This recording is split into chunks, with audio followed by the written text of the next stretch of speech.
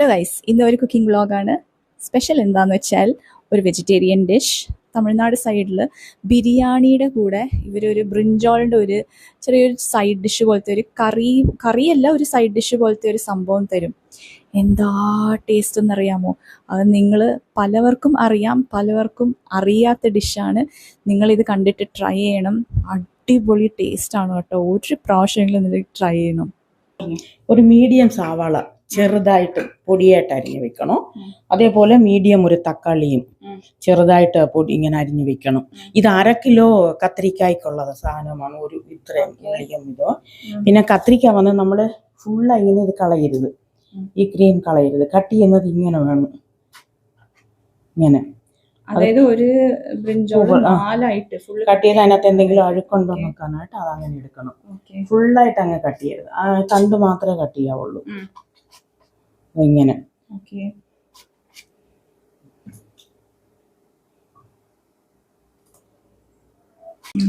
ഇത് നമ്മൾ കഷ്ണിച്ച് ഇതുപോലെ കട്ട് ചെയ്തിട്ട് വെള്ളത്തിനകത്ത് ഇടണം, അതിൻ്റെ കറയെല്ലാം പോകാനായിട്ട്. പിന്നെ അത് നല്ല നമ്മൾ കഴുകിയെടുക്കണം. ചെന്നൈയിൽ നല്ല ചൂടാണ് ഗൈസ്, ഭയങ്കര ചൂടാണ്. കിച്ചണിലൊന്നും നമുക്ക് നിൽക്കാനേ പറ്റില്ല. എനിക്ക് വേർത്തിട്ട് വയ്യ, ഇവിടുത്തെ നല്ല വേർത്തുണ്ട്. നല്ല ചൂടാണ്. അപ്പോൾ ഒരുപാട് നമുക്ക് നിന്ന് കുക്ക് ചെയ്യാനൊന്നും പറ്റില്ല.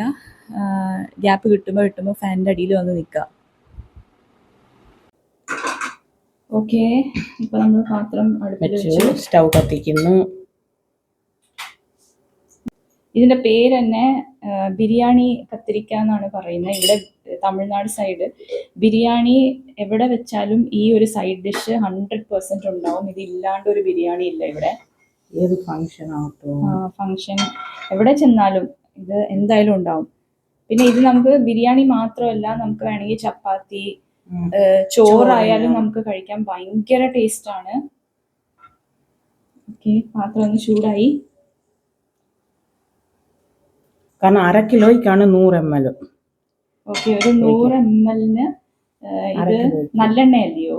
ഇല്ലില്ല, ഇത് വന്ന് ഞാൻ റീഫൈൻഡ് ആലും എടുത്തു. ആക്ച്വലാ നല്ലെണ്ണ ഉണ്ടെങ്കിൽ നല്ലെണ്ണയാണ് നല്ലത്. നമ്മുടെ കയ്യിൽ ഇപ്പൊ നല്ലെണ്ണ ഇവിടെ ഇല്ലാത്തത് കൊണ്ട് നമുക്കിപ്പോ റീഫൈൻഡ് ഓയിൽ നല്ലെണ്ണയിൽ ചെയ്തിട്ടുണ്ടെങ്കിലാണ് ഇതിന്റെ ആക്ച്വൽ റെസിപ്പി നല്ലെണ്ണയിലാണ് ചെയ്യുന്നത്. എണ്ണ ഒഴിച്ച് എണ്ണ ചൂടായ ഉടനെ നോക്കും.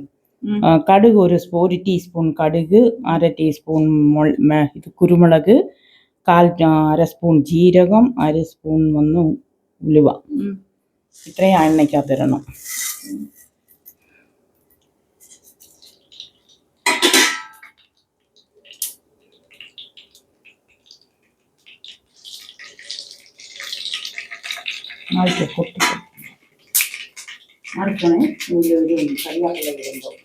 ഓക്കെ, ഇത് പൊട്ടിത്തെറിച്ച് തുടങ്ങി. അപ്പൊ നമ്മള് കുറച്ച് കറിവേപ്പില ഇടുന്നു.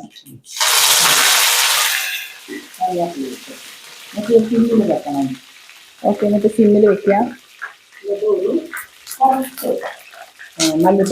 മല്ലിപ്പൊടിയല്ല, മഞ്ഞൾ പൊടി ഒരു 1/4 സ്പൂൺ മഞ്ഞൾ പൊടി. ആ എണ്ണയ്ക്കകത്ത് ഇത് സിമ്മിൽ തന്നെ ഇരിക്കണം, ആയി കൂട്ടി വെക്കാൻ പാടില്ല.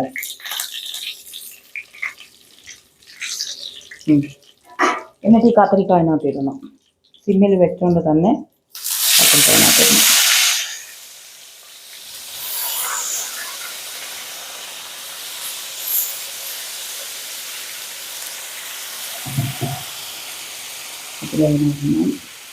ഇത് ഉള്ളി അതിൻ്റെ മേലെ ഇടണം.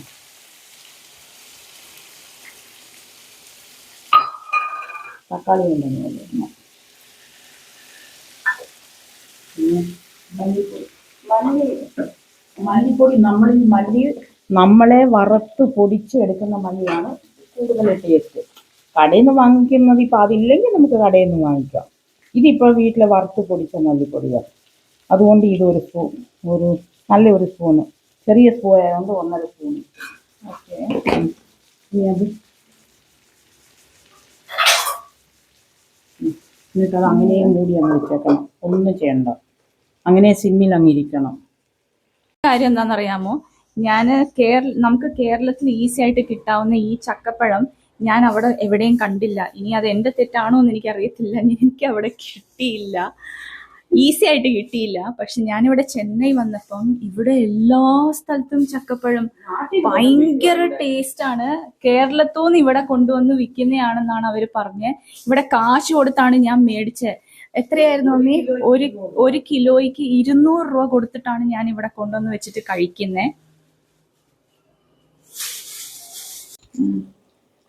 ഇടയ്ക്കൊന്ന് ഇളക്കി വെക്കുവാണ് ഇത്.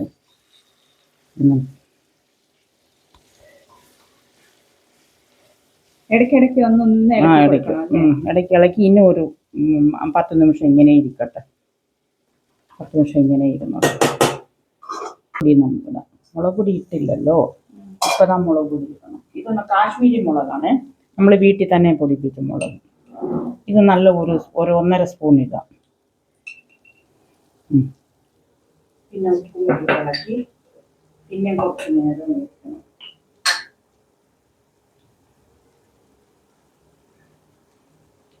പിന്നെ എനിക്ക് കറക്റ്റാ കയ്യിലാൻ വരുവാണ്. നല്ല എണ്ണയൊക്കെ ഇങ്ങനെ തിരിഞ്ഞ് വന്നിട്ടുണ്ട്.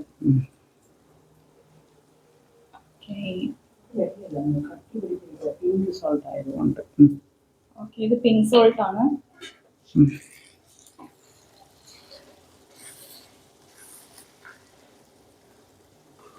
പൊടിയാൻ പാടില്ല അല്ലേ? പൊടിയില്ല, അത് കുഴപ്പമില്ല. ഈ മറ്റേ ആക്ച്വല ഉരുണ്ട വേറൊരു കത്രിക ഉണ്ടല്ലോ ഈ സൈസ്, അതങ്ങനെ ഇരിക്കും. ഈ കത്രിക ഇല്ലിപ്പോ അതാണ് ശരിക്കും യൂസ് ചെയ്യേണ്ടത്. ഇത് പെട്ടെന്ന് അങ്ങ് കലങ്ങി, അതങ്ങനെ അങ്ങനെ ഇരിക്കും. എന്നിട്ട് നമ്മൾ പുളി പിഴിഞ്ഞൊഴിച്ച് പുളി ഒരു നെല്ലിക്ക സൈസ് ഇത് അത്രയും വെച്ച് കുതിരാൻ വെച്ചിട്ട് അത് നല്ല പിഴിഞ്ഞെടുത്ത് നമ്മൾ നോക്കി ചേർക്കും. ചില പുളി നല്ല പുളിയായിരിക്കും, പുളി കൂടിപ്പോയാൽ നല്ലതല്ല. നമ്മൾ നോക്കിയിട്ട് സപ്പോസ് പറ്റിയില്ലെങ്കിൽ പിന്നെ ഒഴിക്കാം. കുറച്ച് പുളി ഒഴിച്ചിട്ട് നമ്മൾ അത് പിന്നെ അടച്ചു വെക്കണം. അടച്ച് ഇനി ഒരു കുറച്ച് നേരം ഒരു ഇപ്പൊ നോക്ക് തുറക്കാം. ഇപ്പൊ വന്നിട്ട് നമ്മൾക്ക് ഇങ്ങനെ വേണമെങ്കിലും നമുക്ക് ഇങ്ങനെ കൂടെ ചെയ്യാം. അതൊക്കെ പിന്നെ എന്തോ എള്ളും ഇതൊക്കെ ചേർക്കണമെന്ന് കൂടെ ഇല്ല. പക്ഷെ എള്ളി ചേർത്താൽ ഇത് കൂടെ നോക്കിക്കാം. ഇത് വരും. പക്ഷെ ഇങ്ങനെ വേണ്ടി ആ എള്ളിന്റെ ഒന്നും ചേർക്കണ്ട, എള്ളും പേര് ഇത് കപ്പലണ്ടി ഒന്നും ചേർക്കണ്ടെന്നുണ്ടെങ്കിൽ ഇങ്ങനെ കൂടെ നമുക്ക് കുറച്ച് ഡ്രൈ ആയിട്ട് വേണമെന്നുണ്ടെങ്കിൽ അല്ലയോ? ആക്ച്വലി ഇത് ഇട്ടാലാണ് അതിന്റെ ഒരു ടേസ്റ്റ് വരുന്നത്. ഈ എള്ളും ഇതൊക്കെ പേസ്റ്റ് ചേർക്കാം. വെള്ളം മിക്സി കഴിയുന്നതിനകത്തോട്ട് ഒഴിക്കാം. ഒത്തിരി വെള്ളമായി പോകണ്ട. ഓക്കെ, ആക്ച്വലി ഇതിട്ടാലാണ് അതിന്റെ ആക്ച്വൽ ടേസ്റ്റ് കിട്ടുന്നത്. മിക്സി ഒന്ന് കഴുകി അതും അതിനകത്തോട്ടൊന്ന് ഒഴിച്ച് ഇത് കുറച്ച് നേരം ഒന്ന് കിടന്ന് വേകണം, പറ്റണം. ആ പച്ച ടേസ്റ്റ് ഒക്കെ പോയി നല്ലോണം വെന്ത് വരുമ്പോ നമുക്ക് റെഡിയാവും. നോക്കിക്കേ,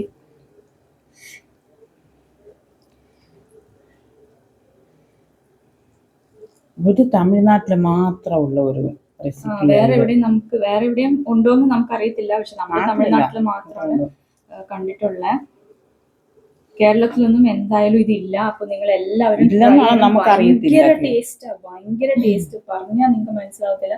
ഉണ്ടാക്കി നോക്കണം. പിന്നെ പെട്ടെന്ന് ഉണ്ടാക്കുകയും ചെയ്യാം.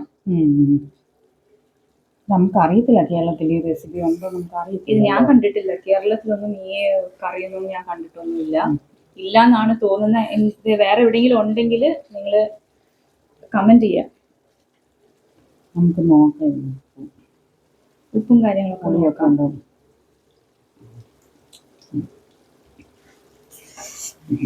എല്ലാം കറക്റ്റാ, എരിയും പുളി എല്ലാം കറക്റ്റാ.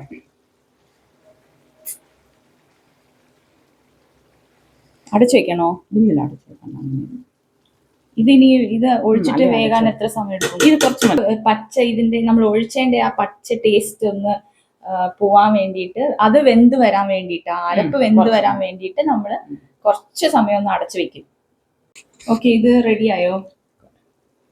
ഓക്കെ, ഇത് റെഡിയായല്ലേ? റെഡിയായി. വാവ്, ഇത് നിങ്ങൾ ജസ്റ്റ് ചോറിന്റെ കൂടെ മാത്രം വേറെ ഒന്നും വേണ്ട, ഇത് മാത്രം വെച്ച് കഴിച്ചാലും നല്ല ചപ്പാത്തിയുടെ ടേസ്റ്റ് കൂടെ ആണ്. പൊറോട്ടയുടെ കൂടെ എല്ലാത്തിന്റെയും കൂടെ ഭയങ്കര ടേസ്റ്റ് ആണ്. ജസ്റ്റ് വേറെ ഒന്നും ഇല്ല, തൈര് ഒഴിച്ചിട്ട് ചോറും വെച്ചിട്ട് ഇത് വെച്ചിട്ട് കഴിച്ചിട്ടുണ്ടെങ്കിൽ ഓ നിങ്ങൾ കഴിച്ചു നോക്കണം. പാത്രത്തിൽ എടുക്കണോ? വേണ്ട, ഇങ്ങനെ ഇരുന്നാ പോരെ. പ്ലേറ്റിലൊന്നും എടുക്കണ്ടല്ലോ. വേണ്ട. ഓക്കേ, ഇതാ കഴിഞ്ഞു. ഓക്കെ, നമ്മൾ ഈ പറഞ്ഞ റെസിപ്പി ഉണ്ടല്ലോ, ഇത് അങ്ങനെ തന്നെ നിങ്ങൾ ഉണ്ടാക്കണം. അപ്പോഴേ ഇതിന്റെ ആക്ച്വൽ ടേസ്റ്റ് അറിയുള്ളൂ. പിന്നെ ചിലര് ഈ ഗരം മസാല ഇടലും പിന്നെ പച്ചമുളകും ഇഞ്ചി വെളുത്തുള്ളിയുടെ പേസ്റ്റോ അതോ മല്ലിയില ഇങ്ങനത്തെ പുതിന ഒരു സംഭവം എക്സ്ട്രാ ഒന്നും ചേർക്കണ്ട. ഇത് ആക്ച്വൽ റെസിപ്പിയാണ്. ഇത് അങ്ങനെ തന്നെ നിങ്ങൾ ട്രൈ ചെയ്താൽ മാത്രമേ ഇതിന്റെ ആക്ച്വൽ ടേസ്റ്റ് നിങ്ങൾക്ക് അറിയാൻ പറ്റുള്ളൂ. അപ്പം നിങ്ങൾ എല്ലാവരും ട്രൈ ചെയ്യുക. ഓക്കെ, ട്രൈ ചെയ്തിട്ട് നിങ്ങൾ കമന്റ് ചെയ്യുക എങ്ങനെ ഉണ്ടായിരുന്നെന്ന്.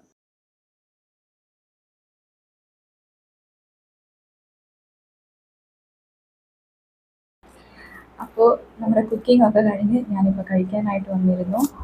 എൻ്റെ അടുത്തുള്ളത് കുറച്ച് ബിരിയാണി,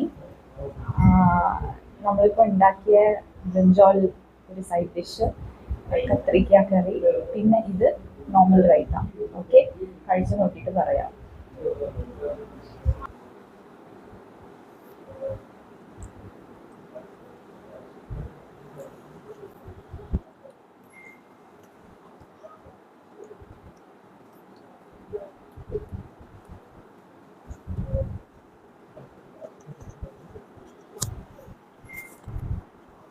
ഭയങ്കര ടേസ്റ്റാണ്, നല്ല സോഫ്റ്റാണ്. അങ്ങനെ ഇത് ചോറിൻ്റെ കൂടെയൊക്കെ കഴിക്കാൻ ഭയങ്കര ടേസ്റ്റി ആയിരിക്കും. ഇതിൻ്റെ ആക്ച്വൽ പേരുള്ളത് ബിരിയാണിയാണ്. പക്ഷെ നമ്മൾ ഓൾറെഡി പറഞ്ഞ പോലെ എന്തിൻ്റെ കൂടെയും കഴിക്കാം. കഴിച്ച് നോക്കണം, കമൻറ്റ് ചെയ്യണം ഇഷ്ടപ്പെട്ടിട്ടുണ്ടെങ്കിൽ. നെക്സ്റ്റ് വ്ളോഗിൽ നമുക്ക് കാണാം. ബൈ.